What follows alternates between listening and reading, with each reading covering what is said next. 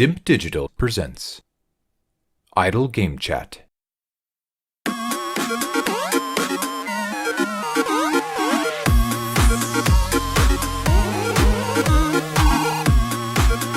Hello, Apps here from Dimp Digital. Welcome to Idle Game Chat. This is the weekly video games podcast where we give our impressions of the games that you can play today and react to the latest news from the wonderful world of video games. We are here on your favourite podcast app and YouTube, absolutely free. This week, I'm joined by the free-time Dimp Digital gaming quiz champion.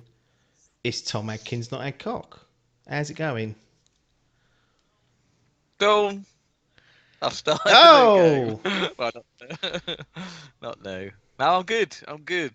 Blessed upon this beautiful weekend. It's been dog shit actually, isn't it? Weather, windy, rainy. It's been Mother's Day. Or was yesterday. It was, but yeah, as we record this, it was and is. Full disclosure, I've had a lot of wine. Second full disclosure, this is being, as it has been for the last few weeks, recorded on a video form. But in this instance, we're also streaming this live on twitch.tv/Dimp Digital. So it's more distracting than I thought it would be having the chat open. I said to myself I'd ignore them, but obviously for those of you, the hardcores that are just listening, we'll try not to talk to those idiots because they're a distraction. But if they make some good points, we'll bring them in, and we won't actually bring them on the show because they're a bit below that. But we will, chat amongst ourselves and try and articulate what's going on. With all these idiots in there, one of the easy ways to support us actually is to go to twitch.tv/Dimp Digital and sign up for a subscription, either free if you've got Amazon Prime. You just link your Amazon Prime account to your Twitch account, get in a Twitch Prime account, and then subscribe. Or you can stub up and pay some money. So that's one way of doing it. The other way, as you all know, is patreon.com/Idle Game Chat. And that's one way of doing it as well. That's sort of more direct and comes straight to me. No one else has to see that, so we can kind of keep the money between ourselves. That's one way of doing it.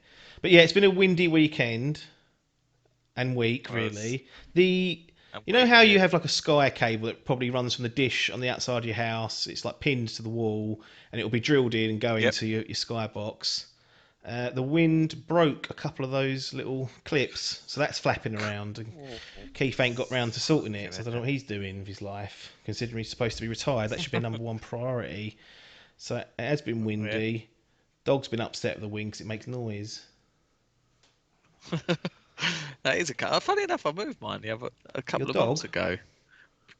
Not me. I ain't got a dog. No, me Sky lead. It was like in the front of my house, and it was going up this brick bollard thing. I was like, right, get rid of that. So you moved it? I done it. I got up there on my ladders, but them little fucking things are hard to hammer into the wall. So get crunch. I ain't doing it. You can do it if you want. I tell you what, next time we do the windows, extra £2, extra, and you can do that per clip. That's a lot actually, because it'll probably take a few of those. I might have to take that under advisement. Anyway, video games. The more I look at this year, the more I think, fuck me, this is going to be slow. There ain't a lot going on really in terms of new stuff. Stick with the old games. It is. There's rumour and innuendo going on, as there always is every year. But in terms of big time releases, we're struggling. But we don't struggle because we play old games and chat about them. So it's sort of evergreen, I think they call it these days. Yeah. We've been talking about, since the start of the year really, is a little known game called Monster Hunter World. And we'd had some quite in-depth impressions of the base game and a little bit about Iceborne and whatnot. But we've both got to the end credits of Monster Hunter World Iceborne. Unbelievable. I did not think that would happen this year. It's tough, that game, but we've both got through it. played, I think, 98 hours, I think, when I looked at my save. Oof. What's you on? Can you remember? Last I looked was just, I think, about 112, I think. Yeah. Pipped it. I mean, it's 100 hours, though, is insane, really, when you think about Yeah. what that's offering. We spoke a lot about Monster Hunter World. I don't want to tread over too much ground again, although in the interest of filling time, we might have to. But Iceborne, tabled as an expansion, feels almost like a standalone game in many aspects. Like there's a lot of depth there. Yeah. There's a lot of things added, a whole new region to go out, and then an end game that I haven't dabbled with, but can see it's quite complex. You was loving Monster Hunter World base game. How did the challenge of Iceborne fare with you? Because a new rank is installed with Master Rank, and the monsters are noticeably harder, and they do more damage, as they often do when you first meet them. But one of the things I noticed is they take a fucking pounding. Like, you would make them flee probably 2 or 3 times normally, and you'd get enough to capture them or kill them. In Master Rank, you're talking 5, 6 times. You're chasing them around the fucking map, trying to get rid of them. So how did you find the level of challenge, I guess? Because a lot of people say this is for the hardcores, really, not made for scrubs. And Yeah. I'll speak for myself. I'm a fucking scrub. Yeah. Well, I certainly felt like a scrub at the Yeah. beginning. So, yeah, I finished the game. I gave the end game of the base game a good Yes. shagging. Good 40, 50 hours, I think, I spent in there. So I felt like I was well equipped, and then made the decision to get this um, Iceborne DLC. Got it, and I think like the first monster I came across absolutely wiped the floor with me. I was like, "Fucking hell, what Yeah. is this? This is ridiculous." Um, Managed to get past him and got to the second one, and it was even tougher. And I was like, "Right, what's happening?" Like before, I had this system set up, this same sort of loadout Yeah. essentially for the non-players, and that was my golden ticket. That was just steaming me through. Just had to change a little bit here and there every now and again, but for the most part, I sailed through most of that with some degree Yeah. of challenge, but not too bad. But this, it made me learn more about the game. It was a steep learning curve. My go-to systems and loadout that I've been relying on were just chucked out the window. It's like, right, everything you've learned from playing World, that's out the window now. You've really got to play the game how it was originally intended and how the big boys play it. Um, and yeah, it was an enjoyable experience. It was a fucking hard and time consuming. Like you say, that the enemies have so much more health than the monsters. So whereas before you're sort of spending typically between about 10, maybe 15 minutes on some of the Yeah. harder ones, minimum you're spending Yeah, 20 in yeah. Iceborne at And least. there was definitely monsters, particularly towards the back end of just like the base game, that I was seeing off. If I was lucky and got some help in the SOS flares in less than 10 minutes, and that was Yeah. that didn't happen once during my adventures on Iceborne. So it was a real kick in the No. balls. But go on, yes. I mean, we've got a more difficult. Made you play the game probably in more But in its yeah. spirit. How did that fare? Because obviously we played when we were playing it. We've got the Guardian armor that come along with it that buffed us basically enough to Yeah. almost play the whole base game without changing armor. Probably want to change your weapons at some point, but you could get away with not doing it because I actually didn't. Yeah.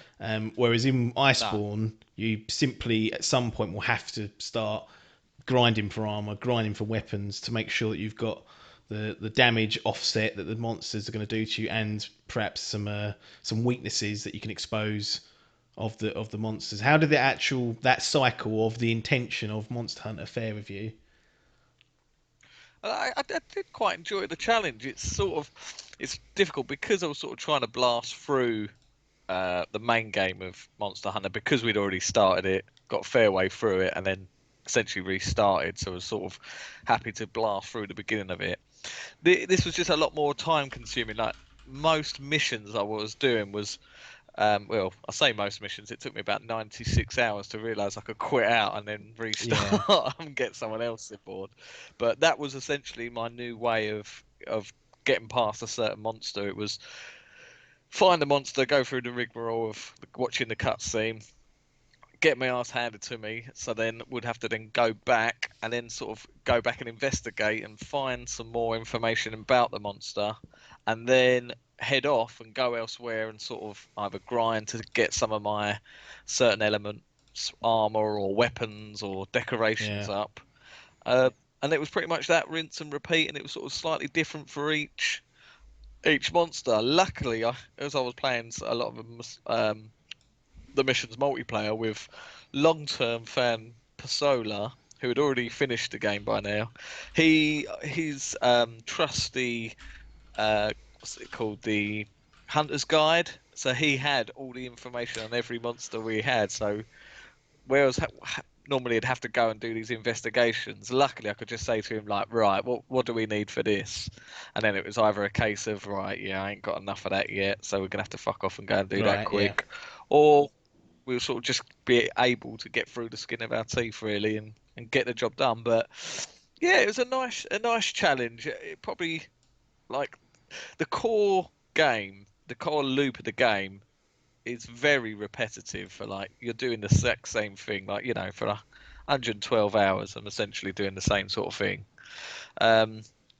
So having that, it kept it fresh, being able to, if it would have just been the same, I could have stuck with my Guardian and just sailed through it again.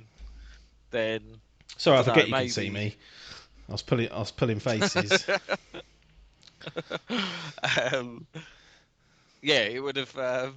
It probably would have pissed me off, and I would have just gone right, you know, bin it. But no, it kept me intense. There's a lot to learn in that game. Like, still, like, even me and you, like 100 hours in, we're both sitting there going, "Cool, didn't even know skulls come up until you fully." Yeah, one of the things I was going to criticise was that things seemed random in the game. Like, on the mini map, if you've got a monster weak, sometimes it would bring up a skull, which would indicate that you can capture them at that point. So drop a trap, trank them, and they're yours. And sometimes it wouldn't.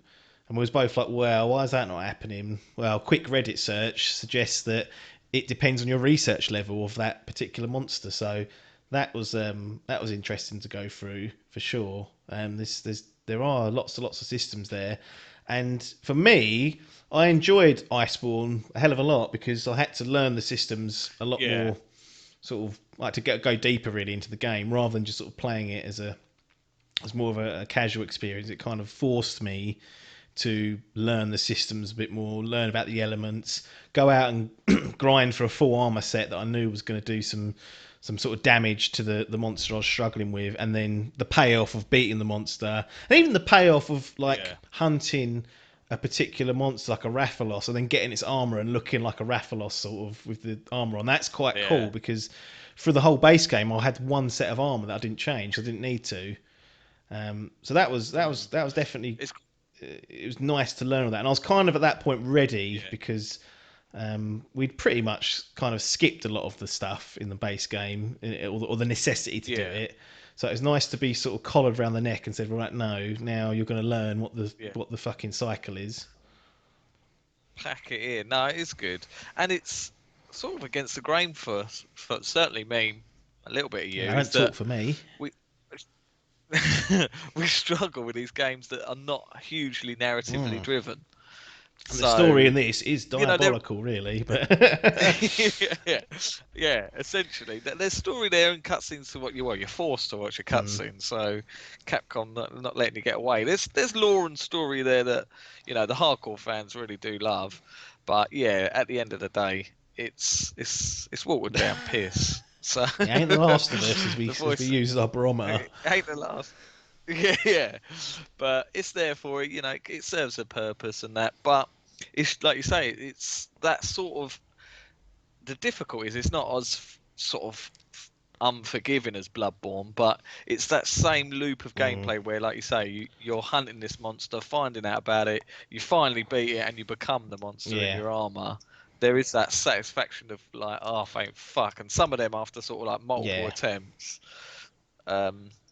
Yeah, that really was a sort of a fucking achievement in Yeah, its own. it's But yeah, I think I preferred it to the main game. I think like it's brilliant how it just chucks you into this new world where you've also straight off the bat you've got to fucking deal with now. You've got to be drinking cups of coffee to keep yeah, yourself warm. So you've got that fucking chucking about, yeah. You've got a new area which is just absolute quality of life checking off. You're like, cool. All the things I was moaning about that hub yeah. world, that's just eradicated in The this new hub new world world. is so much more Celiana. streamlined. Everyone seems nearer. I haven't got to go up fucking lifts to find the smithy or get some grub. It's all nicely Yeah, laid out, and that was definitely appreciated.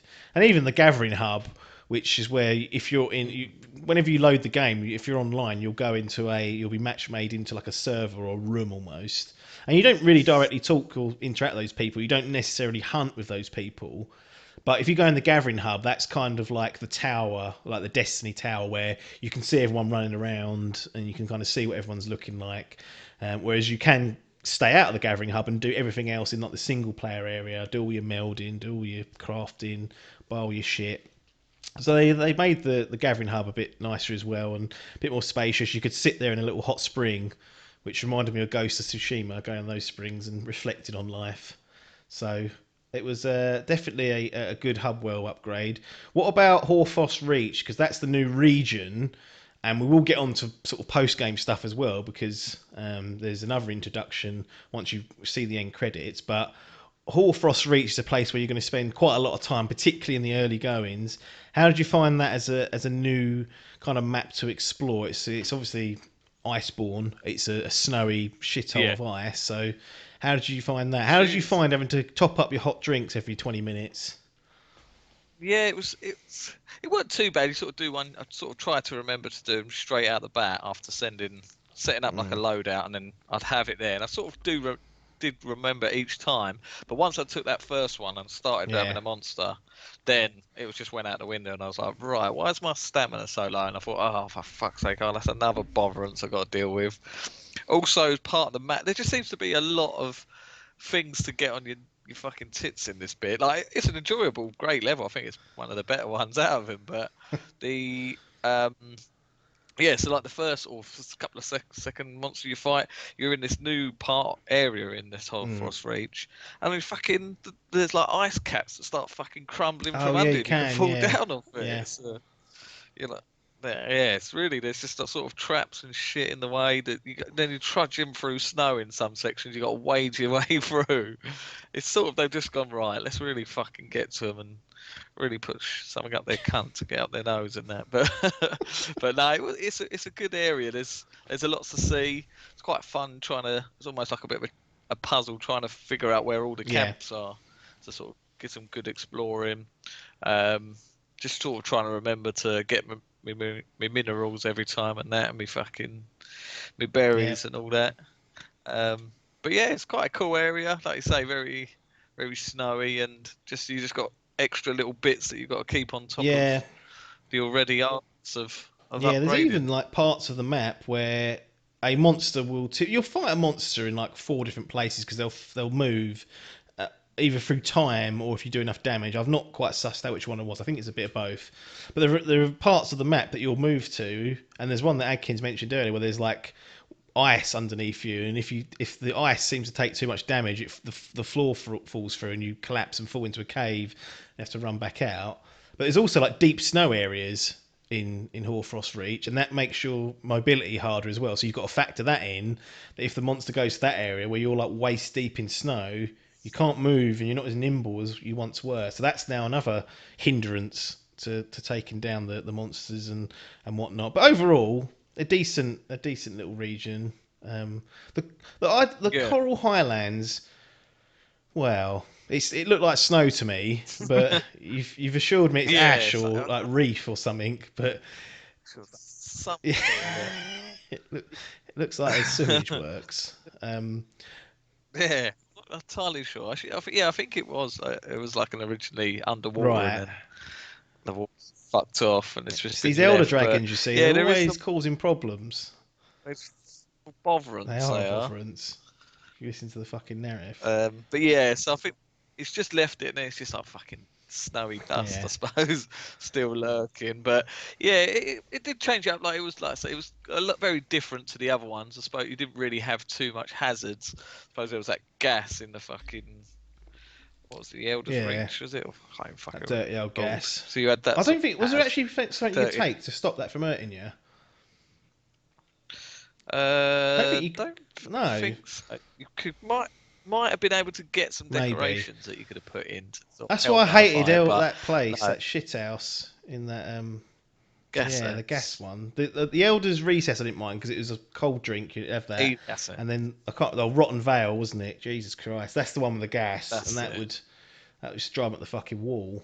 Well, one of the things that obviously Monster Hunter's famous for is the monsters, and obviously in Monster Hunter Yeah. World we've got a shitload. I guess in Rathalos has been in the old ones. I don't know. I've never played them. That feels like quite a figurehead of like Yeah, Monster Hunter, but I'm pretty sure he's been yeah, in them all. I think him and one of the others. I think are the only two that like a really. I staple of think the I'm not 100% series. sure, but I know he is the poster boy. He's the He Michael is. Jordan He is so indeed. of Monster But Hunting. we get introduced to some new monsters, and really what people are playing Iceborne for is A, yes, I enjoyed the base game enough to come back, and then B, I want to see what new monsters have arrived, what they've served up for us here. One of the criticisms I had seen was that actually there's not a lot of new monsters in there, and that they've No. just reskinned and recolored old monsters with like subspecies types, and they've. But to Yeah. be honest, I actually quite enjoyed those new twists on the old monsters. Like, what's that one that pisses out the stuff out of its knob, out of its tail? The Pookie, is it Oh Pookie yeah. Pookie, or is it a? Yep. The Pookie Pookie. Yeah, yeah, it was. It turned into a That's coral it. Pookie Pookie, which It turned to a coral Pookie so Pookie, yeah, it but was, it completely changed the way that animal operated and the way you had to deal with it. So although yeah. the outside of it kind of looked similar, had different colours, but that new tail offered a whole new strategy because you cut the fucker off basically. Oh, So dude. I actually enjoyed Yeah. all the new monsters they That was added, the twists they made, familiar yet new, and there's like a few new ones as well. There's quite a lot in fact, but I'm not jumping on the bandwagon. They didn't do enough on that front because I feel like they did for me. yeah. No, well, essentially the sort of end game of that is just variations Yeah, of the monsters, just slightly harder, but without the sort of bells and whistles. So this was essentially that. But like you say, I thought it done enough to change it to make it feel like a new monster rather than just go, yeah, it's got green legs now. Deal with that. So it had that, like they changed the name of it. It had, like say, a different color scheme. Its element change, like the original Pookie Pookie was a yep. poison monster. This one was now like a water monster. So you really had to like change everything, dude. Its moves. If you'd studied its moves, you realise it didn't have fucking this jizz No, the attack piss that out the tail, the accident jizz out the comes. tail completely disrupts your planning because the Pookie Pookie, to be fair, is Yeah, one of the easier monsters to deal with in the base game. to say it's one With of this the only ones. fucking jizz tail, it's water, but with the jizz tail, even from range you weren't safe, and it was erratic, causing problems. No, it was giving it the morning bonus swell as well, what we called. And that really did get cock up arse. That did. So it was annoying, but yeah, it's good fun. It's good. It's a good variation, and there's still monsters that like endgame that I haven't come Yeah, across yet that I'm sure are still going to be botherants. And then again, you've got another variations where they're going to be fucking tempered, and even then they do stick the odd new move in there to really fucking yeah. rattle you. So yeah, it's gonna be. It's. I thought they'd done enough, and yeah, like, I suppose it would be nice for them to add another 40 fucking monsters or whatever, but it cost us. It took us over 100 hours to get it done anyway. If there would have been another fucking 40 missions and new bad boys that you There's got. definitely a point where I was like, I hope it ain't much longer. And they love Yeah. Monster Hunter. They love a good rug pull. Like you'll get halfway through Mm. it, kill like they're like, oh, this is the elder dragon that's been causing all the problems. You kill it, and they're like, oh, there's something else going on here, and there's a whole new set of investigations to do. So if you're pushing for the end and you don't know where the end is, I can see people being slightly frustrated with that. But in general, very good expansion, and the overall package now that people have got, Monster Hunter World Iceborne, I think is excellent. I was going to say, yeah, that as a whole, like, it'd be interesting, like, if you went to go back, like, just even that clutch claw, just having that taken away from you now, that would be disastrous. And having to go back to that, like, every now and again in missions, you get chucked back to the old hub world, and you have to fucking start climbing stairs again. That was like, cool, what's happened here? But no, I think it's very overall great package. Definitely one I hugely recommend. It's not a game. It's for not a Biff everyone. game. Certainly Okay. not a Biff game. It's not a Biff game. What game is a Biff game? So, well, that's right. Chucks at the end. Paper-esque, some are saying now. Oh, yeah, Paper is, at the moment, he's taken the mantle of chief bottler. Like, to get to the final gym of a Pokemon game and just lose your asshole and not finish it, that's some bottle jobs. And he'll be on to explain it one day. He ain't getting away with it. all that Genji stream, all Papers plays, Papers tweet, please, tweets? Twitch.tv/Dimp Digital, find it all. So it's all kicking off for the streamers. Any other comments about either Monster Hunter World and or Iceborne? I mean, have you delved into this end game that's been presented to us, which is like another new region, but it seems like, I haven't gone into it, but it feels like it's a load of the regions combined to one map. So you've got like an ancient forest type area, then a coral highlands type area. Like, I don't know if it is completely interlinked. There's no loading times, but there is loading times, or there's not. So it's no, there isn't. No, it's right. So that's quite cool. Exactly what you said. Yeah. So you can get any monster essentially could turn up anywhere really. I'm not 100% sure.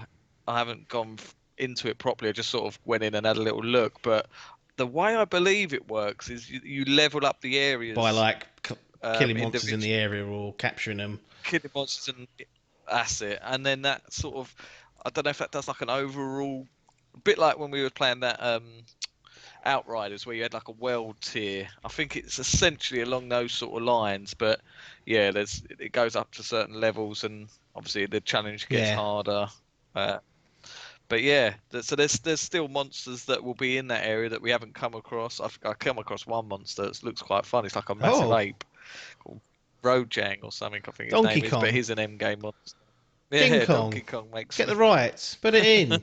Next, pop him in. But yeah, so I've not really delved into it now. I probably will a little bit, sort of now that the story's done, and it'll probably start to fizzle out. Obviously, with Rise coming out in a couple of weeks, but yeah, it's still there to be played, and it's the real big boy shit now. So it depends. Is it going to be another steep learning curve? This is the worry, because the reason why this game probably isn't for everyone is because of that learning curve. There's no whole hand holding in this game. It seems to be the way of Japanese games.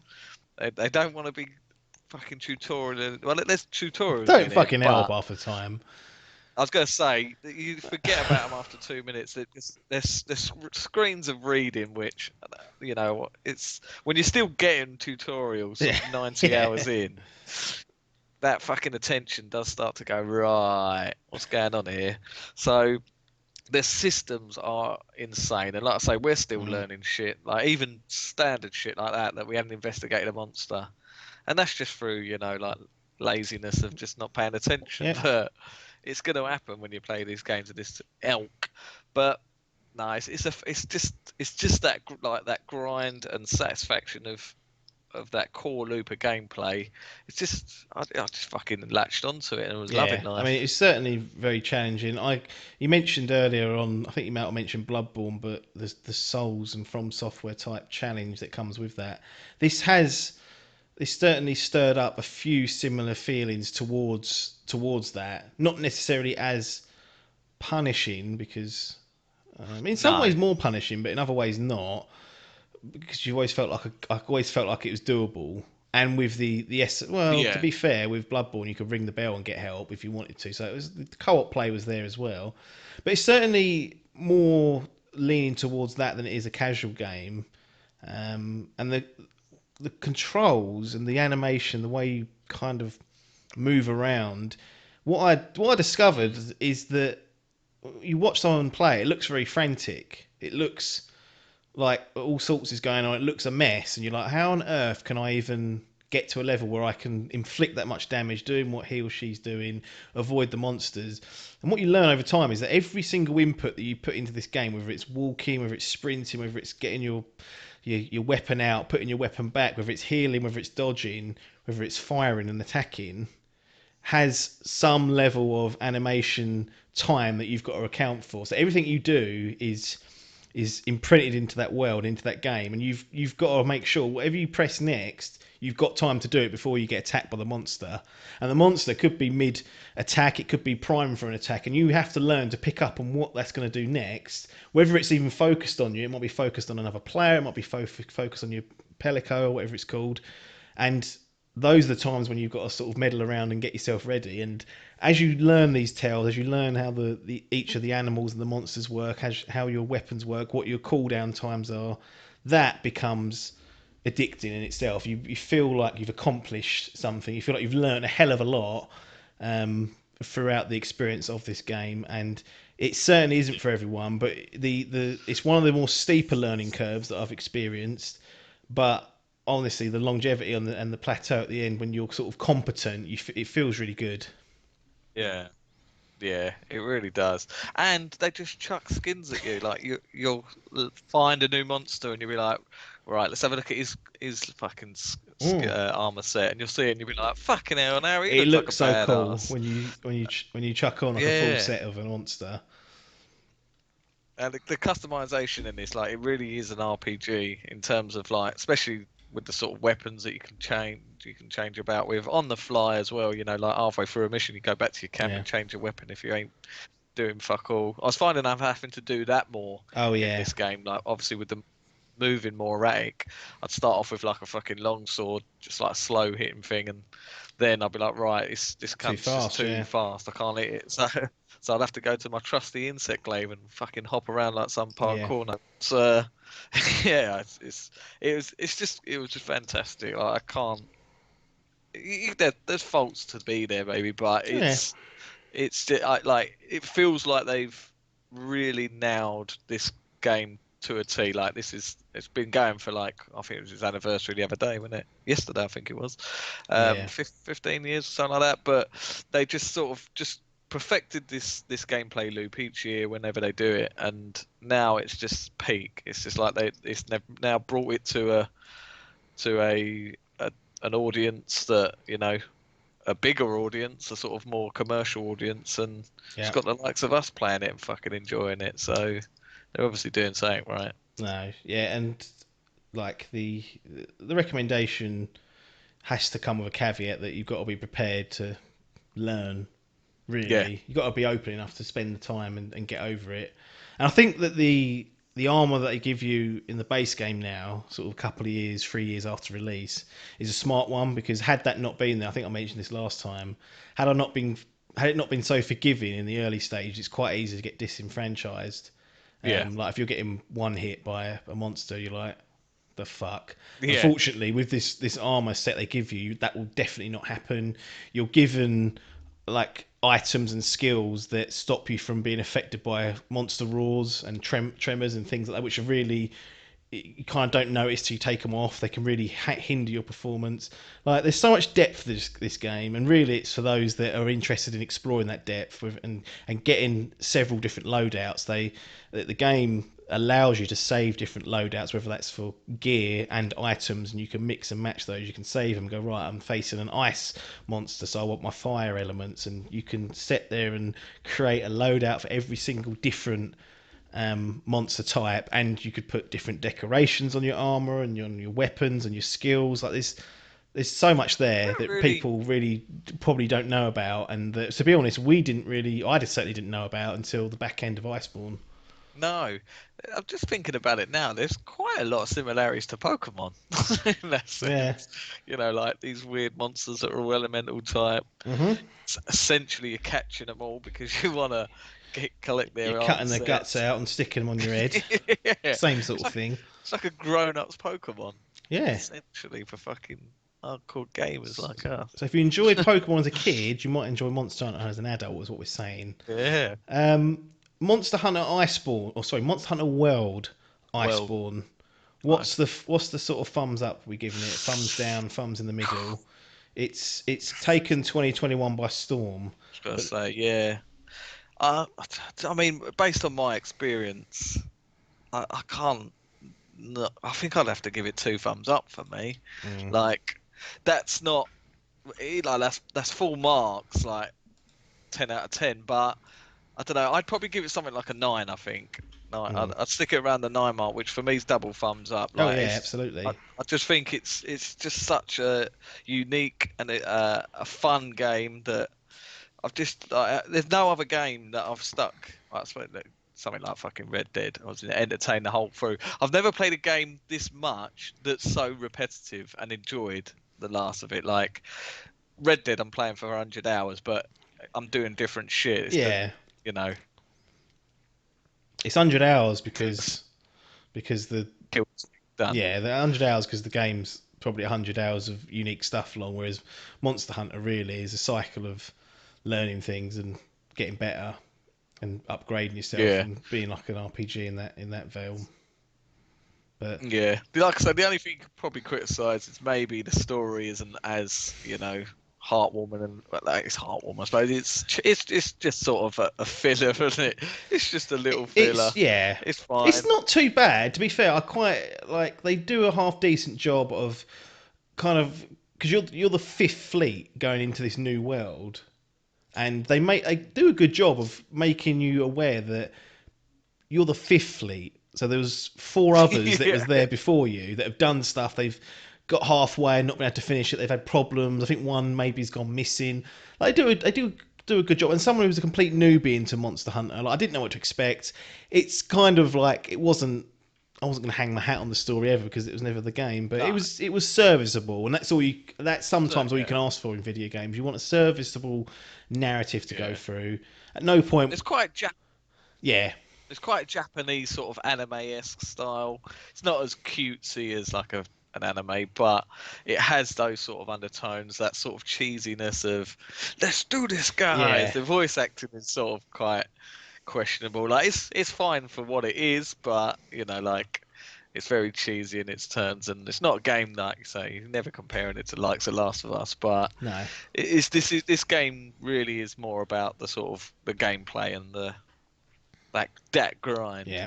2 thumbs up for me. Monster Hunter World, Yeah. Iceborne, excellent. I'm so glad we went back to it. Like after when we sort of, there's the potential there we could have just finished, like just called it a day there and gone, yeah, we've had our feel for Better it. go at it. It weren't for us. And it was just so weird, like how it worked, like the sort of we went through it together and stuff, and it's still, that's one of the pain of this game. It is, certainly in its story element, is playing together, trying to go through the story is one of the worst experiences I've just in its mission setup. Ain't a co-op game in that sense. It ain't the journey of 2 or the journey of 4 even.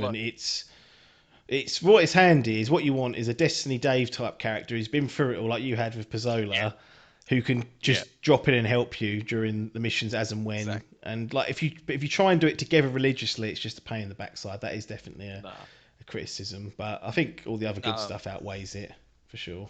Yeah, definitely. Yeah, we had that one session, didn't we, the other week where I come in to join your session, and it just worked so much better because I'd seen the stuff. There was no, we weren't waiting for cutscenes and bollocks having to go back. No. And it's just a great multiplayer game and solo game playing on your own. Like I played a lot of it on my own. Probably about fucking 80 hours of that is on my own. I think I soloed it. And it's one of those games like Destiny, like playing that solo is not the same as when you're playing in a fire team of 3 or doing a fucking raid with 7, 6 people, whatever it is. Solo you can do it, but it's not an as enjoyable experience. Whereas this, it's just like it's not either. You can play on your own, you can play with a group. It's the same thing, but it's the same but different. Yeah, one of the things I will praise it for is just how well, like, just the random co-op element works. Like you basically Yeah. you can go into a hunt and fire off an SOS flare, and people join you, and you don't. It's not so complicated, the game, and it's not so reliant on strategy that you need to be able to speak to these fuckers. You simply people join, everyone. I'll tell you what it is relying on. Go on. Asians. Yeah, honestly, if you get a Japanese or an Asian gamer tag come up, you're nine times out of 10 they will blitz the monster and you won't even have to lift a finger. There's some real sick puppies on there, and I've seen the memes going around on the internet. Yeah, literally, that's it might sound like a racial stereotype, but that is literally the gay. Like that is they just love it. They even have cafes over there, Monster Hunter cafes. That's how huge that is over there, and just as soon as you get an Asian come onto your team, you know you're onto a winner. Although I will say this, there was one mission in particular that I was doing, or quest, and he dropped the ball. He or she dropped the ball. I fainted once.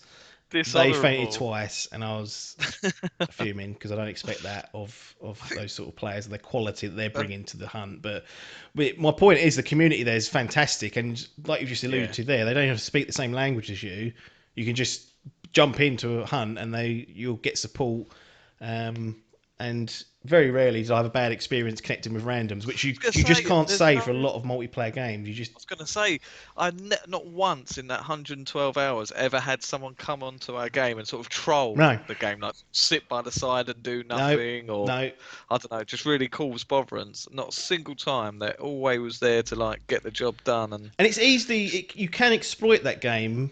If you jump, if Adkins fired a flare out and I went to help him and he's a randomer, he only gets 3 feints per hunt in most cases, sometimes less. I could just die on purpose and die again, and then his hunt's over.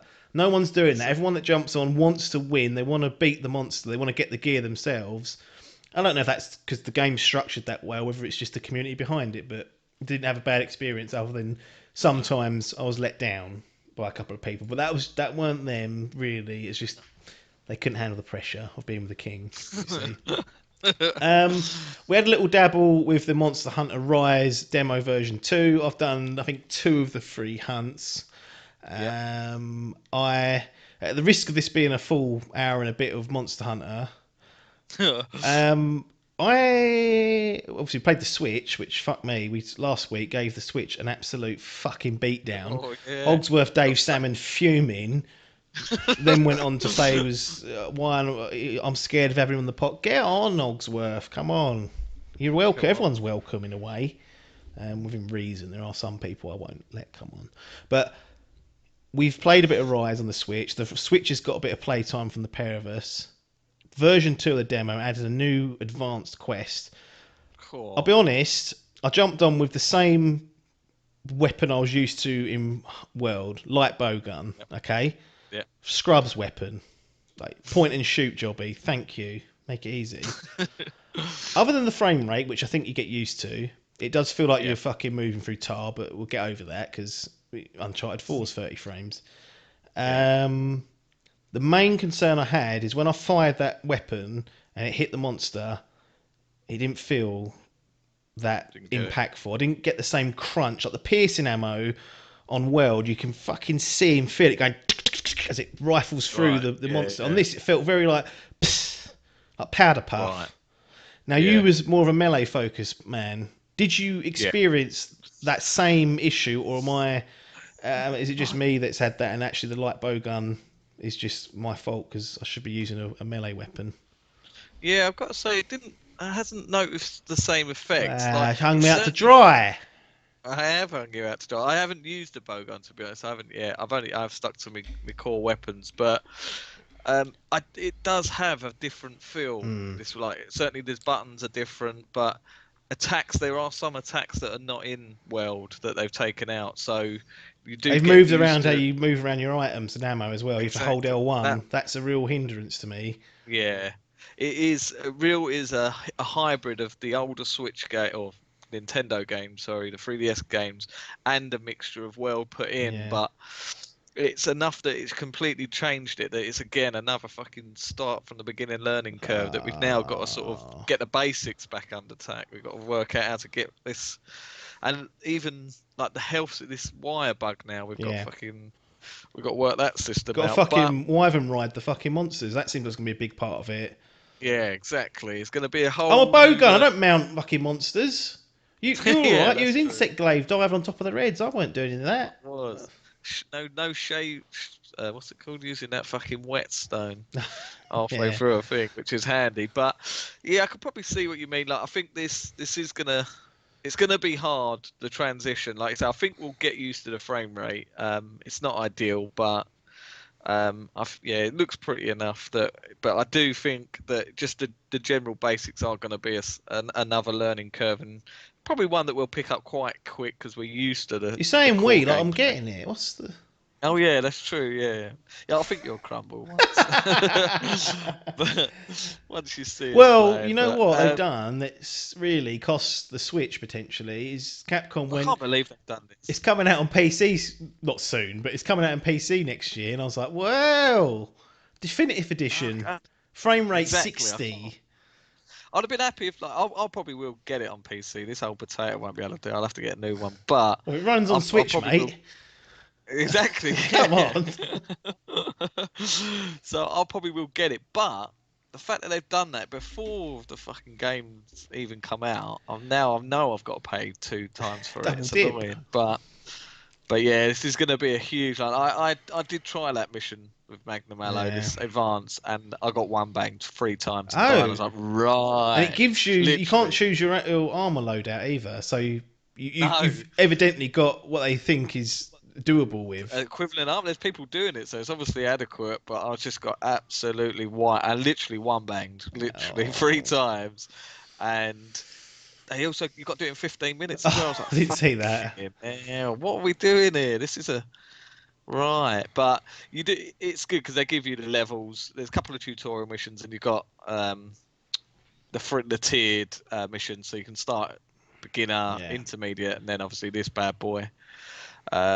But yeah, this is a real fucking steep learning curve that we're gonna have to get involved in. But yeah, I'm excited again. Back to it. We'll see. A couple of weeks till that comes out, and Adkins will be involved, and I'll see. I'll definitely have a little looky wookie. I feel like it's going to be compromised in some way to be on the Switch. I mean, obviously it's taken a frame rate dip. Didn't look that bad when I plugged it in and jumped it on the big telly. It looked like serviceable. Yeah, I think I'll have another couple of goes at it. I mean, it's that weird thing where you only get 30 goes, and then the demo disappears. I don't know. You can't do any more quests. I don't know why it does that. But I'll definitely be playing it a bit more between now and whenever it goes offline and the release, and just check it. But that bowgun didn't have it. And I might jump back on World to make sure it's not Ronnie tricking me. Because he does do that. He will say, well, that's Switch. Made that yeah. So we'll have to check about that. But that's Monster Hunter, Iceborne, Monster Hunter World, Iceborne, and Rise demo done. We'll talk about Rise if and when we purchase it when it arrives. This past week, it became official. Xbox / Microsoft acquire Bethesda.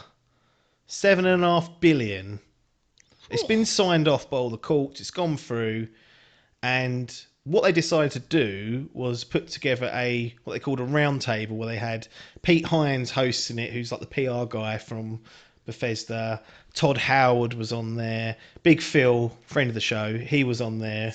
And that marketing guy from Xbox, Aaron Green. Yeah, he was on there. There's some bird on there. I couldn't work out whether she was from Bird. Couldn't work out whether she was. Yeah, sorry, got to use the term slag, haven't we? Because it's Dimp Digital.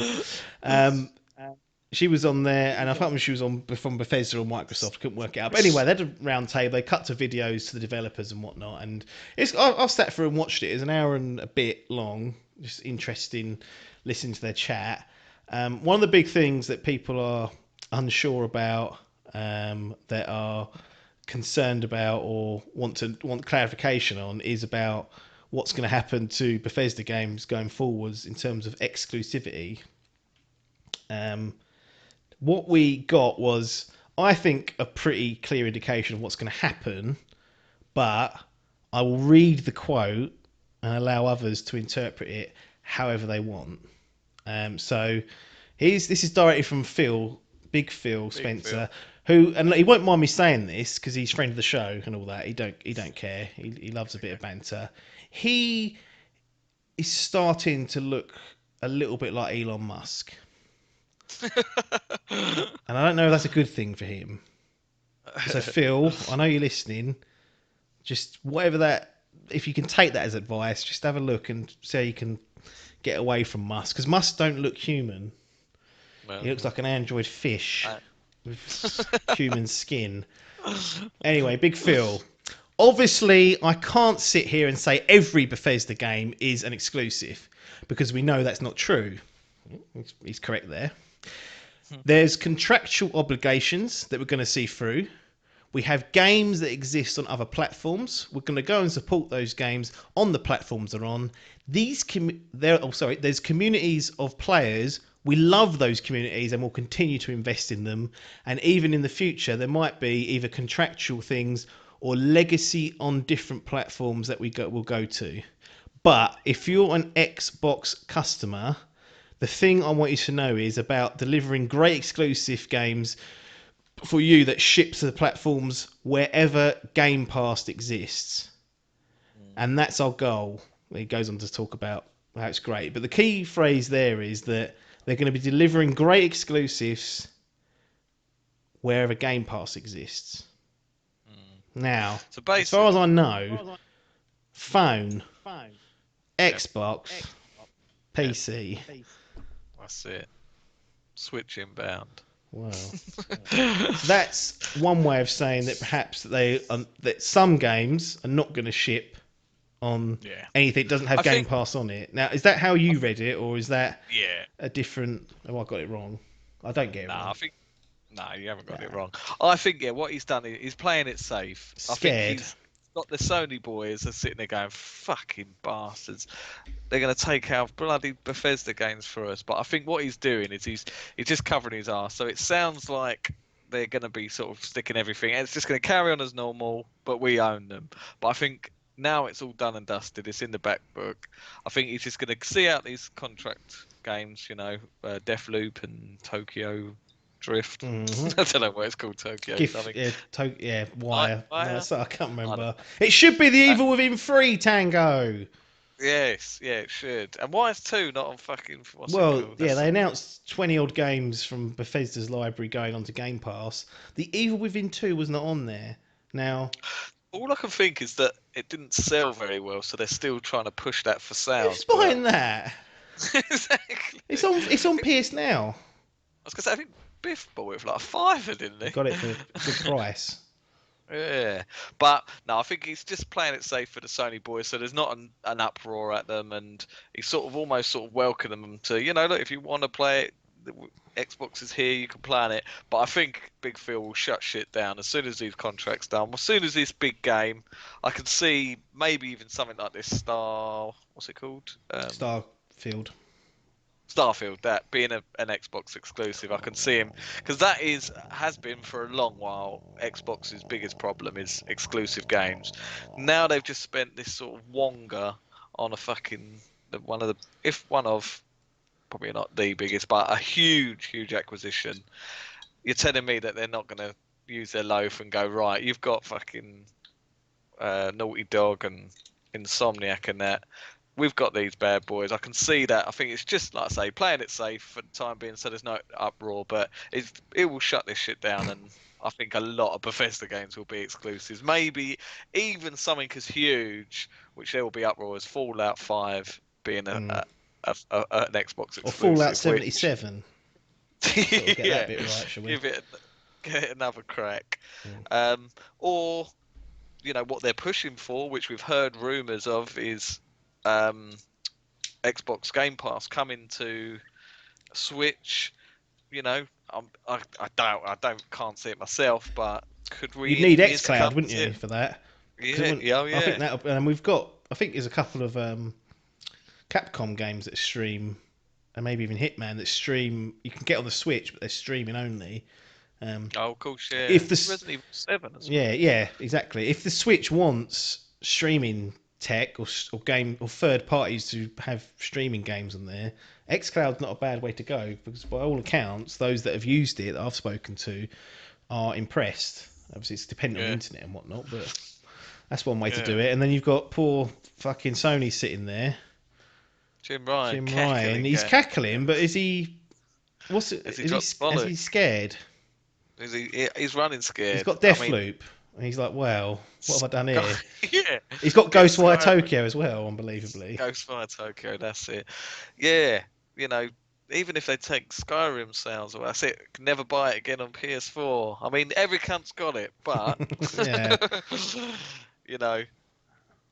is a thing. I can see there's potential. I'm sure he's probably a big Phil saying, look, Jim, if you want Game Pass on your console, here it is. But will he buckle down and go, not a chance? Yeah, I just can't see it happening. And that seems like the killer, isn't it? It's like if you have xCloud or Game Pass, and we know it runs on a phone, we know it runs on an Xbox, we know Game Pass is on PC, that's where they'll be landing. And if you don't have, you might as well not even call Xbox anymore. That would be called Game Pass, because that seems to be the direction of like what's going to be within their sort of ecosystem, what's going to be outside. It's like it's all Game Pass related.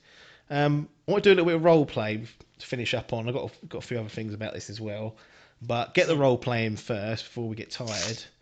I'm going to be Alan from Xbox. Now, those that don't know who Alan is basically the big cheese at every game developer, every game publisher. He's the one who ultimately makes the decisions, so he can make it all happen. All the good shit that happens in games, he's responsible for. All the bad shit, he's definitely responsible for. So I'm going to be Alan. You're going to be Phil Spencer. So Mr. Musk, you're going to be Alan's come to Phil and said, look, you've just told me to buy all this Bethesda stuff for $7.5 billion. That's a lot of money. I know you've gone out on this round table and said about it being on Game Pass and whatnot, and that's the only way to get it. But I want you to be clear and tell me whether these other franchises need to be A, exclusive, only to Xbox / Game Pass, B, a timed exclusive, so we'll put it on there for a year, and then 12 months later Sony can have it, or C, some level of multi-platform, so day and date it lands wherever we need to put it. And what Alan has said is that he's willing to rip up pre-existing contracts. He'll pay through the nose to get rid of them. He's letting Phil. It's his big moment, he said. So you're going to be Phil, and I'm going to go through a list of games and studios, and I want you to tell me, Alan, what we're going to do with them. And Alan has got the power to do this. I don't know if he's connected to the gaming gods, but he seems like he's got a lot of influence. He wields a lot of influence. So he must have some. We don't know. It's a bit of law that needs to be written out still in the Dimp law books. So we'll start with Arcane Studios, known for Prey, known for Dishonored mainly, Wolfenstein Youngblood, which they also assisted on. The big game at the moment that's coming out this year is Deathloop. Yeah. Alan's going to you, Phil. He's like, what do we do with this? We've already signed an agreement with Sony to have it for, let's say, a year. Do you want me to rip that up and have it day and date everywhere? Do you want me to rip it up and then stick cock up them and say it's only coming to Xbox now? Or should I just leave it as it is? I reckon. I'm saying that leave it as it is. I think it seems like... I'm confident it'll be alright, that game, but it's not going to be one of our heavy hitters. Right. Keep it as it is. Won't do. It's not going to be massively popular. No, I think we've got that contract. If it was starting again, maybe probably would have got it on the other end and it would have been a year's exclusivity, but that's just for the sting of doing it. We just shelled this money out, but the fact that they've got it for a year, I'm happy with that. I don't think it needs to come to Xbox day one. We'll see how it goes over there. If it turns out shit, they can keep it. Yeah, they can have it. Keep it for good. Yeah. And then what about future projects from Arcane? Well, here's the thing. Because they're not big sellers typically. No, we got Dishonored 3. Oh yeah, Dishonored 3, Prey 2. They might. So I've been hearing they're cooking up new stuff. I haven't heard that. I made that up, but they could be cooking up new stuff. Like Alan wants direction on what Arcane Armor thing should be doing. I think the real big one would be Dishonored. I think to have that as an exclusive, Cool. they seemed there was I remember they done what was it like? It must have been the Xbox One X upgrade. There was like a YouTube video of the enhancement they'd done, and I noticed they didn't get the same. It wasn't an equivalent with PlayStation, so they obviously had a deal there. So I do think these still exist. I think they do say like, Upgrade it here. Upgrade it here, and we'll fucking promote the shit out of it. And that certainly was a game like that. So I could see. I think Dishonored's big enough. It probably, it ain't selling fucking trillions or whatever, but it's a big enough that I think that would be a big announcement. Yeah. As Dishonored, Prey, potentially. Again, that one, another good game, but wasn't blowing any doors off in the upper echelon. I'd probably go another year exclusive on that maybe, and then dish it out. And they don't want to, these companies are still running. That it's going to benefit them going on other consoles, other things. So, I think the year thing would benefit for that franchise for Prey. That's Arcane. Alan's going to write all that down and take it under advisement. ZeniMax Online Studios that do the Elder Scrolls Online. We're not going to be. Alan said he probably doesn't want to change where that is now. ESO because it's already embedded, but they are working on a new unannounced IP and likely to be an online type jobby. What does is that one where we chuck it out on all devices to start with to get maximum people in because we need these MMOs to be populated with humans? Yeah, this is a bit of a fucking bastard cutting off your fucking nose to spite your face because, like you say, we need these numbers, but. They've done a little piece. Well, I spoke about this on my round table, you see, and they spoke about how many new players they had just in the last year. 3 million, wasn't it? Or 3 million within and that's just by it being on Game Pass. So to have a new exclusive MMO exclusive to Game Pass day one, that could be a fucking kick to the bollocks for them, for PlayStation and other companies. But like you say, this type of game needs players. I mentioned this last time, it's a bit different, but with like Anthem, thought that would be fucking brilliant to be on Game Pass because it's bringing the people in that quickly wouldn't go out and buy it. So this is a difficult decision. This one, I suppose we're going to have to keep this on everything, just for players. We'll keep this on everything. On the assumption it's another MMO style game, I think that's the correct one to do. Tango Gameworks. So we've got Ghostwire Tokyo first of all. PlayStation have got to deal with that. We can pay to rip it up and change it, but are we going to leave it like Deathloop and just have it in a year's time and then focus perhaps on the Evil Within 3, which might be coming from them at some point? We're speculating, but Alan's asking about Evil Within 3 because he wants to play it. There's a bit of insight to this one. Oh God, Scoop. Scoop. Me here, Big Phil, working at Xbox, we've been really trying to dig into that Japanese market the last year. We have. We've got exclusivities, cut deals, 6-month deals of Yakuza franchise. Yes. We've now got every Yakuza game on Game Pass. Which were all on PlayStation only for the last 2 gens. 2 gen. We've now coppered that deal. Although this game does look shit, I'll say that, Big Phil. It looks different, a bit weird. It's a Japanese game and could appeal to that Japanese market. Tell you one thing them Japanese love is Japanese stuff. Yes. They love their own stuff. They love their own stuff. So I like my own stuff. I like watching Dimp Digital YouTube channel on loop. Exactly. So it's my own breed. Exactly. Everyone loves the smell of their own farts, don't they? Wow. Depends. But so that with that in mind, they're still trying. I don't think this game it will be the game to crack the market. No. But Tango works. Yeah, I think the Evil Win is a bigger one.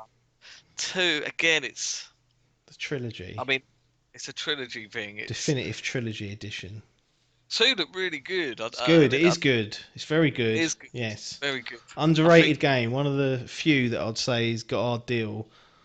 Is it the same guys that have done Resident Evil that done the Mikami, first yeah. one? So basically, Mikami done the Oh. first one, like directed it. This time he just, I think, either produced or executive produced, and actually Right. one of the people that done the DLC led it. And you can kind of see where the changes are.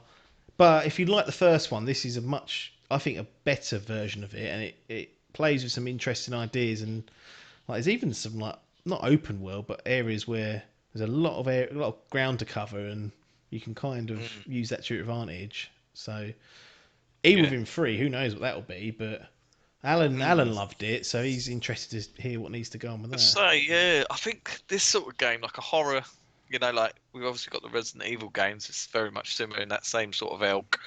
I think this could be a potential exclusive. I think this would be a big.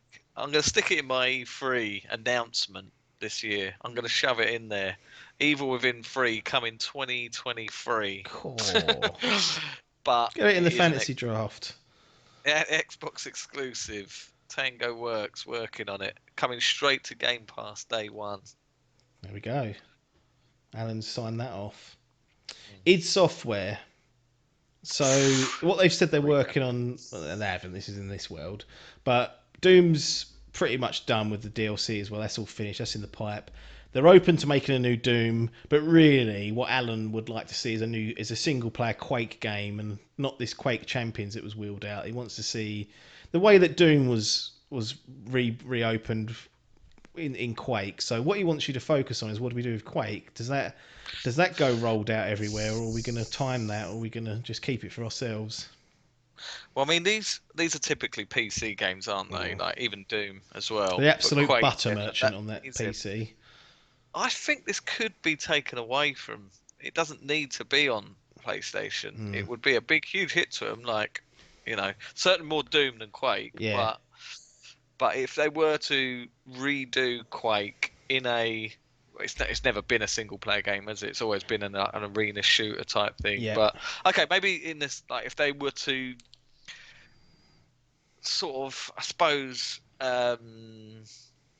what's the word I'm looking for? Sort of streamline it and turn it more commercial. To me, like Quake feels like a proper PC game, like a real master race game. If they were to sort of butter it up a bit and turn it into almost essentially like a fucking Overwatch style, not as the same cutesy, keep the same genre, like the same fucking aesthetic and that, but make it more accessible in terms of like a hero shooter.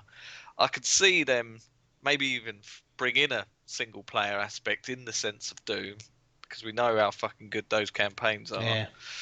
That could be enough to bring it to a full exclusivity deal with keeping it on Game Pass on PC, the focus of PC and Xbox. Those PC cunts are still moan because it ain't on Steam. Yeah. Yeah, that's true. Yeah, I suppose we've got that to factor in as well. Fucking yeah. Epic as well. Giving it saying, it comes to Xbox Store and Epic only, not Steam. Yeah, that would boil piss. That would boil piss, but I think that would be like, especially Doom. Doom would be a killer. The next Doom. Doom Infinite. Doom Infinite Xbox exclusive. That would be a kick in the fucking bollocks, especially with how successful these games are on PlayStation. Even Switch, like the Switch games are doing fucking good. Even they're probably the best first person games they've got on that Switch. So they're a toughie. That would be a toughie, but a good fucking for Xbox, that would be a huge win to set that to an exclusive. But again, taking away some of that audience when Doom has always been a fucking multi-platform game. Even back to the OG, get it on floppy disk on PC, but Doom 64, it came to fucking Doom is on everywhere, wasn't it? Exactly, it's on fucking everything. Game Boy, you had the lot, mate. Loving life. So yeah, that would be a fucking huge acquisition to really cut that up and go, nope. But Big Phil's, he needs to be harsh, he's He said he doesn't believe in console wars. Well, he's playing it like at the moment. I was gonna say, if Alan's sitting there toying with fire, going, "This one." Yeah, he is. Bethesda Game Studios, which do Fallout, Elder Scrolls, and Starfield. So all three of those, we know there's an Elder Scrolls 6, we know there's a Starfield. One day there's likely to be a Fallout 5. Now, first of all, do all three get treated the same here? Yeah, I think so. Okay, and then do we timely exclusive them? So we know that we're going to get the fucking platinum sales off other platforms eventually. Do we day and date it and just take titles, or do we really push that Game Pass is the only place to be playing these three big behemoths? I say, I think because of the scope of them, I think the year exclusive would be a big enough. It's long enough that people on PlayStation would still get it. Like, That's so it's the not thing. long enough that they'll be disinterested. No. They'll still No. they'll make a big marketing push, Yeah. and then Sony will say we don't want it. No, That's it. Yeah. but Well, that's the thing. I think if they were to take like if any three, I suppose Starfield, we have no idea what that's going to be, but because of the pedigree of these games, you know it's going to be a huge and so hype. This will be the next fucking Cyberpunk. This game. yeah, yeah, it will. But It might will, be won't just it? as shit. Exactly. It I ain't could played it, I don't potentially know. be.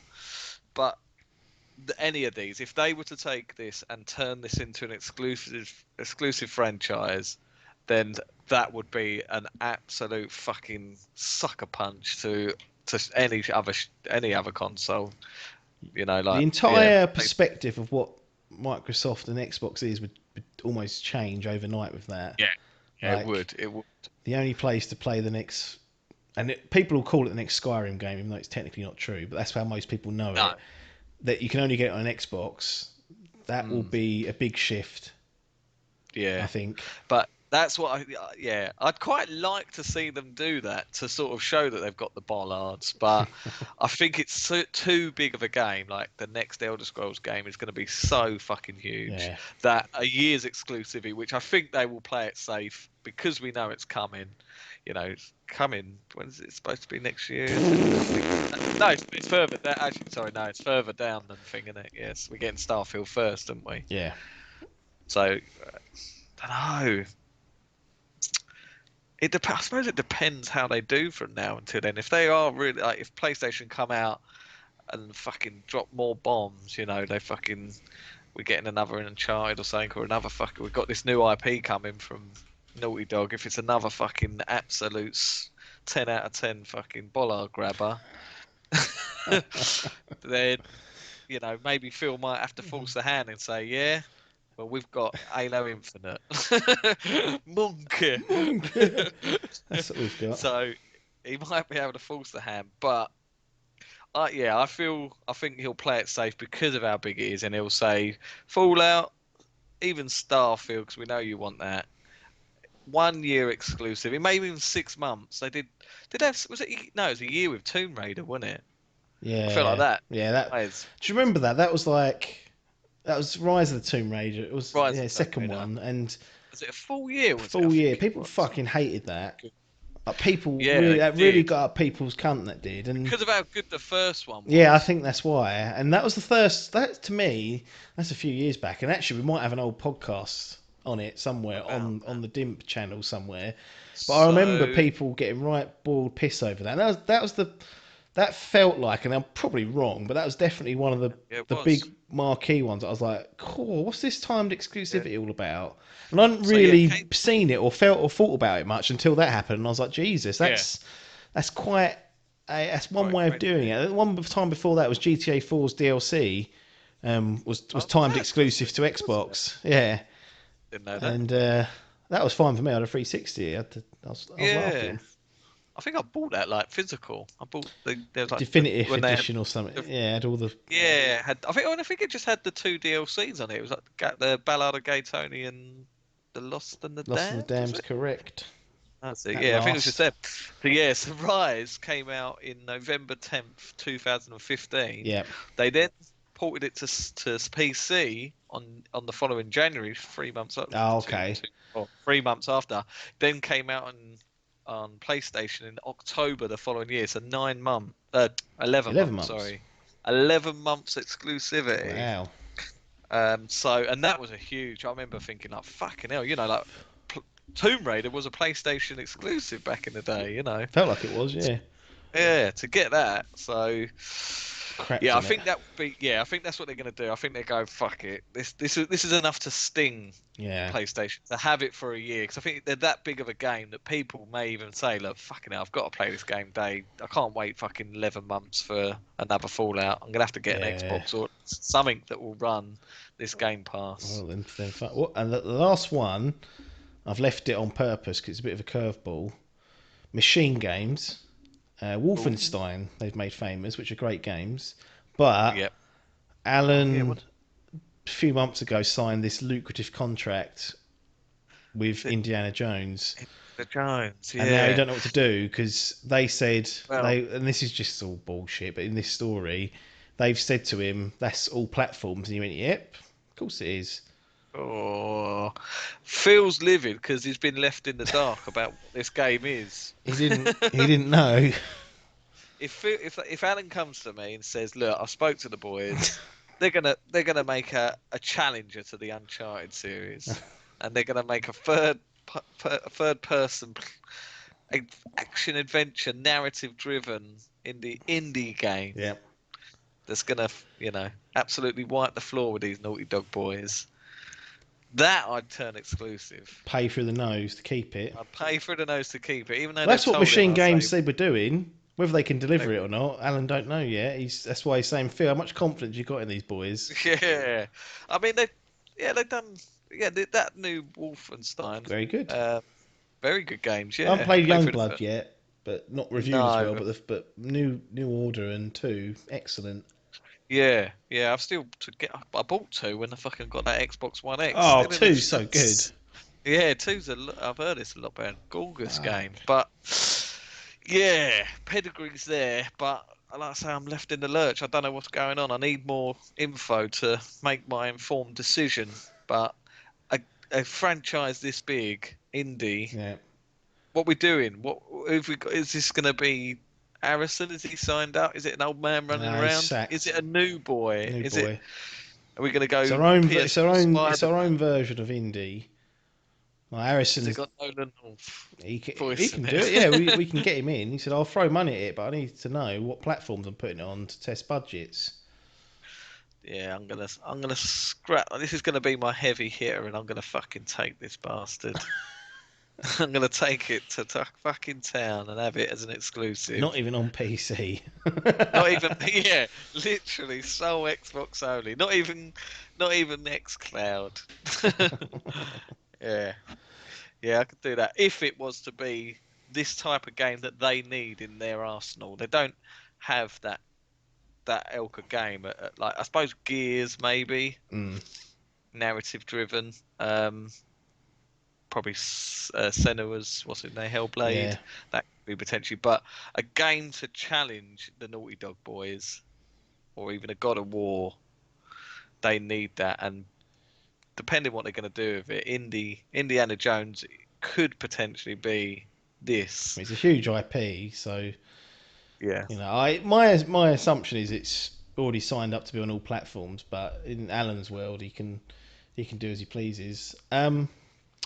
Well, Game Pass is bolstering its studios. Xbox are bolstering their studios. They several times have pointed towards this summer showcase being mentioned. I'll be honest, I've got high expectations for that now.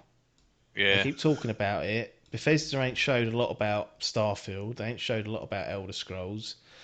Plus all the other stuff. I mean, let's just reel off some of the studios they've got. Arcane, Bethesda Studios, like id Software, Machine Games, Tango Gameworks, ZeniMax Online Studios, 343 Industries, The Coalitions, Compulsion Games, Double Fine Productions, The Initiative, InXO Entertainment, Mojang, Ninja Theory, Obsidian, Playground Games, Rare, Turn 10, Undead Labs. That I'll tell you what, is colossal stable that of is developers. absolutely colossal, and the two that could be an absolute fucking goldmine for them is Obsidian, Yep. Bethesda, The melting pot. Fallout New Vegas 2. Lock it in. Lock that down. Definitive remake. Okay. Definitive remake. Yeah, a ground up remake of New Vegas. Imagine they did that. I think people would be pissed off. But what the fuck's Yeah. that? But that, yeah, that would be fucking funny. But like Fallout fans, so many of them love that fucking game. I've never played it myself. I'm not a huge Fallout fan, but when you talk to people about Fallout, New Vegas is the one that tweaks their nipples. Yeah, it does. And they own both the studios now that fucking made that game. Yeah. So, I mean, it's huge. That stable is ginormous. I mean, Sony's has got Ben's Studio, Guerrilla Games, Insomniac, Japan Studio, London Studio, Media Molecule, Naughty Dog, Polyphonic Digital, San Diego Studio, Santa Monica, Sucker Punch, which is great, but it's great on paper. Xbox. The numbers, the numbers. Like at some point now, they've got all this stable built up. They have to start delivering. And it does feel like that. It feels like they've been building for the future. Yes. But the future is here. It's this summer. We want to see what's going on. That's it. Want to cash in. I think one of the good things that I was thinking about earlier on is this Game Pass malarkey is a bit weird because you pay a subscription, you get all the games, and you play them. One of the things that I initially as a player, I don't like that because I'm kind of like reliant on them to release games to the service. And if you buy a game on Xbox, you kind of feel stupid because you think that'll come to the Xbox one day. Game Pass, sorry. And it's Devil May Cry 5. Yeah, and it's like the worst feeling in the world almost, isn't it? Yeah. Like it's horrible. Like you pay 50, 60 quid for a game, and then within 4 months it sits on Game Pass, and you're like, it really deflates you. Even though you've got Game Pass, you're annoyed. It's one of those things. But from a development perspective, and it can go one of two ways, but I feel like it will go the way I'm going to at least describe, or at least I hope it would. There's no, and I'm thinking about Bethesda in particular because outside, and maybe excusing Elder Scrolls Online, which clearly has a huge user base, but outside of like the Bethesda game studios, like the Bethesda software games like Elder Scrolls, Fallout, Dishonored, Prey, Wolfenstein, Evil Within, critically done pretty good. Sales wise, never done that great. They've never set the world on fire. At least that's what we're led to believe. Could be wrong, don't know. The thing I look at this Xbox Game Pass deal is that surely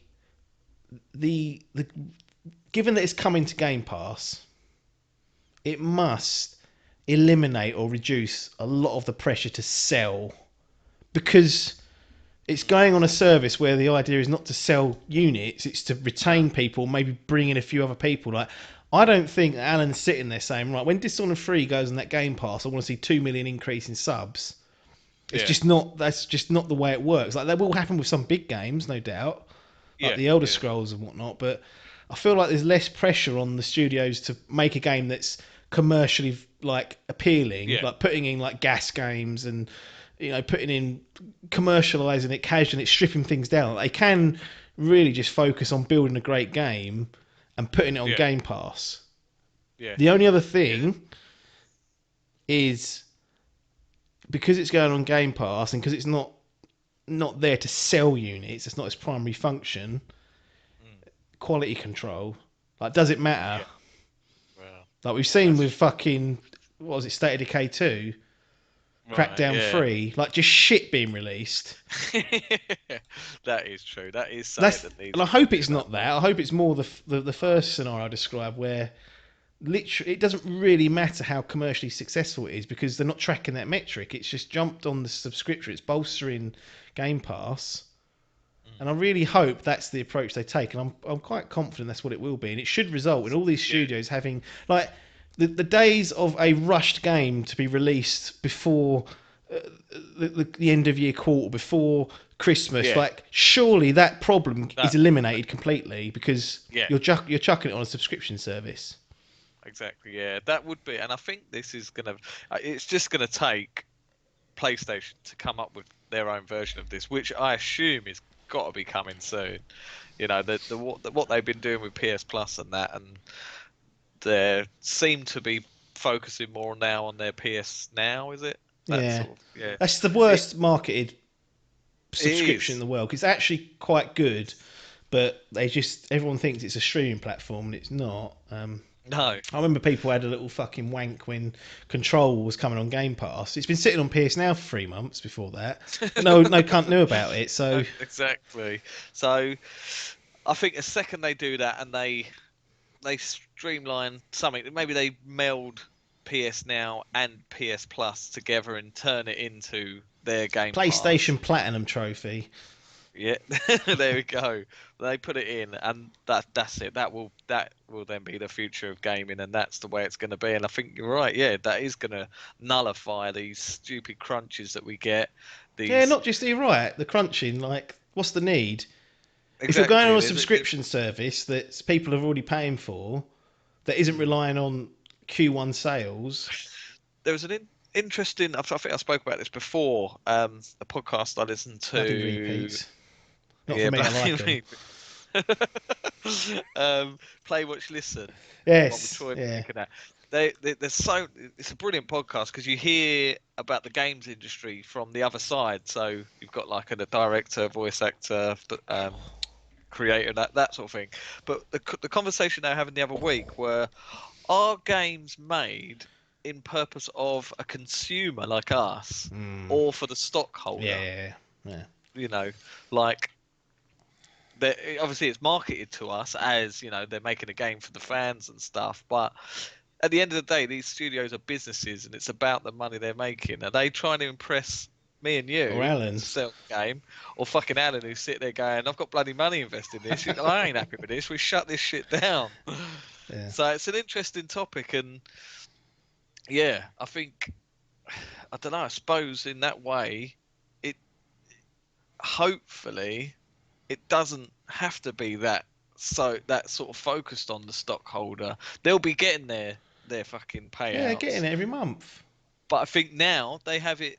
They have too much say in it because, like fucking Cyberpunk, the reason that game was fucking come out, because they needed to. It was all based on their fucking stockholders. They were livid that it was being delayed, and they'd put their investment in. They weren't getting fuck all out. So us as a consumer are getting shafted because we're getting a half-baked game.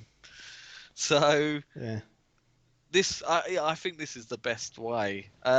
Me being a physical collector, it will be a heartbreaker, but this is the way the industry's going. If this is the way it's going, and I get a better game at the end of the day for it, that's a sacrifice I'm willing to make. That's the sort of person I am. Selfless. Jumped on the grenade for us all. Unbelievable. Yeah. Well, yeah, there's obviously loads to unpack. Got big expectations for the summer. I don't know if I shouldn't be expecting more from Xbox, but I feel like now this is their year. They need to. They've got the fucking Game Pass. That is an absolute selling point. People have always, for the whole of last gen, is they were missing the games. They own the studios, the platform to put it on. Where's the game? Yeah. Show us the money. We reeled off all the game studios earlier. Someone's got to come up with something out of that fucking 20-year-old or whatever it is. It's insane. But I feel like this is free when they got, you know, all those other fucking compulsion games and all that stuff and whatnot. So they had the splurge. They then spent $7.5 billion on Bethesda. Now deliver us these fucking games, because that's really what we're interested in playing and doing. And we'll be here in the future to react about that. But I think that's it, Adkins. That's it. We'll do a little segment at the end as we're live. Yeah, if anyone's sitting there in the live chat, we will talk to you after this if you want a little post show. It's called the lock-in. The lock-in. But for our friends that are listening on Monday on their favourite podcast app, or watching it on YouTube with our new grainy video feed, looking at our faces, everyone's seen my long hair now. They've seen what lockdown does to a man. Not this one. Not that one. Got a hairdresser for a wife. Have you? Christ, I could have done a better job than that. But we'll be back next Monday, and obviously every Monday following that. So if you've joined us, whatever medium, whatever platform, we're like Xbox. Doesn't matter what platform, as long as Dimp's there, we're happy to serve you, and we'll keep serving you. But at some point, put a hand in fucking pocket. Okay, I want to start getting some expensive wine. For the I've run out of wine, so. So Brewdog's disappeared. I'm onto this shit. I've got a Brewdog down here. Got 4 cans for free. I paid for shipping. Lost Lager, so it's quite nice. I've had it before, so I'll be having that. Beautiful. But that's it. Game over. Thanks for your time, and ta-da.